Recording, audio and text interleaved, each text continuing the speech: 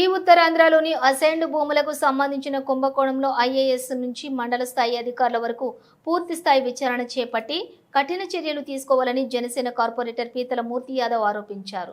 మంగళవారం విశాఖ పౌర గ్రంథాలయంలోని ఏర్పాటు చేసిన మీడియా సమావేశంలో ఆయన మాట్లాడుతూ కేవలం సీఏగా ఉన్న జవహర్ రెడ్డి దిగువ స్థాయి అధికారులను భయపెట్టి వేలాది ఎకరాల భూములను అసైన్డ్గా మార్పు చేసి లబ్ధి పొందారన్నారు. ఈ కుంభకోణంలో సంబంధం ఉన్నటువంటి అందరి అధికారులపై తక్షణమే విచారణ చేసి బాధ్యతలపై చర్యలు చేపట్టాలన్నారు.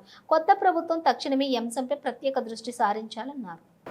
దోపిడీ జేయంగా ఉన్నటువంటి జవహర్ రెడ్డి కొంతమంది ఐఏఎస్ అధికారుల బినామీలు, వైసీపీ నాయకుల బినామీలు, పేద అమాయక రైతులు, భోగాపురం ముఖ్యంగా ఉన్నటువంటి చుట్టుపక్కల ఉన్నటువంటి 30 కిలోమీటర్ రేడియస్ ఉన్న భూముల్ని దోచేసుకున్నారు. ఈ భూ కుంభకోణంలో ఉన్నటువంటి వాళ్ళు అందుకే మేము కోరుతున్నాం ప్రభుత్వాన్ని.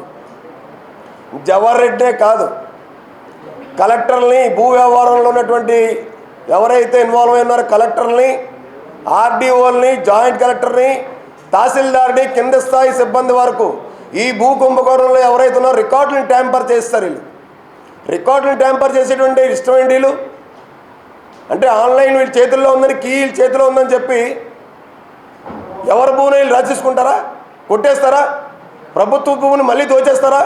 ఒక ప్రభుత్వ చీఫ్ సెక్రటరీగా ఉన్నటువంటి అప్పుడు హోదాలో ఉన్నటువంటి జవహర్ రెడ్డి ఏపీఐసి రికార్డ్స్ ఉన్నాయి, హైకోర్టులో స్టే ఆర్డర్లు ఉన్నాయి, కోర్టు కేసులు ఉన్నాయి. ఎంత బరితెగింపేంటి దోచుకోవడానికి? వీళ్ళందరినీ కూడా ఖచ్చితంగా రాష్ట్రాన్ని విడిచి వెళ్ళకూడదని చెప్పి కొత్త ప్రభుత్వం ఉన్నటువంటి పెద్దలంతా కూడా ఆదేశించాలని కోరుతున్నాం. మేము 5 రోజుల క్రితం వినండి ఒక మాట, మీరు అడిగారు కదా క్వశ్చన్. 5 రోజుల క్రితం తెలుగుదేశం పార్టీ కార్యాలయంలో ఇదే యొక్క బసవపాలెం దగ్గర ఉన్నటువంటి తూడేం గ్రామస్తులనే రైతులనే తీసుకొచ్చి కూర్చోబెట్టి చెప్పాం కదా, తిరగబడ్డారు కదా. వాళ్ళు తిరగబడబట్టి వాళ్ళ భూములను కాపాడుకోగలిగారు.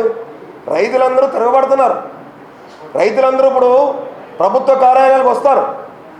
ఏదైతే నారా చంద్రబాబు నాయుడు గారు రేపు ముఖ్యమంత్రిగా ప్రమాణ స్వీకారం చేయబోతూ ఉన్నారో, పవన్ కళ్యాణ్ గారు ఏదైతే ప్రమాణ స్వీకారం చేయబోతున్నారో, నరేంద్ర మోడీ గారు ప్రధానిగా ఏదైతే ప్రమాణ స్వీకారం చేసి ఈ రాష్ట్ర అభ్యున్నతి కోసం, భవిష్యత్తు కోసం ఇవాళ పాటుపడే దిశగా ఈ యొక్క త్రిమూర్తులు ఉన్నారో, ఈ త్రిమూర్తుల దగ్గరికి పేద అమాయక రైతులు ఎవరైతే వీళ్ళందరి దగ్గర వీళ్ళు పెట్టినటువంటి ఇబ్బందులు ఎవరైతే ఉన్నారో, ఎవరైతే పేద రైతుల్ని ఆ ప్రాంతంలో ఉన్నటువంటి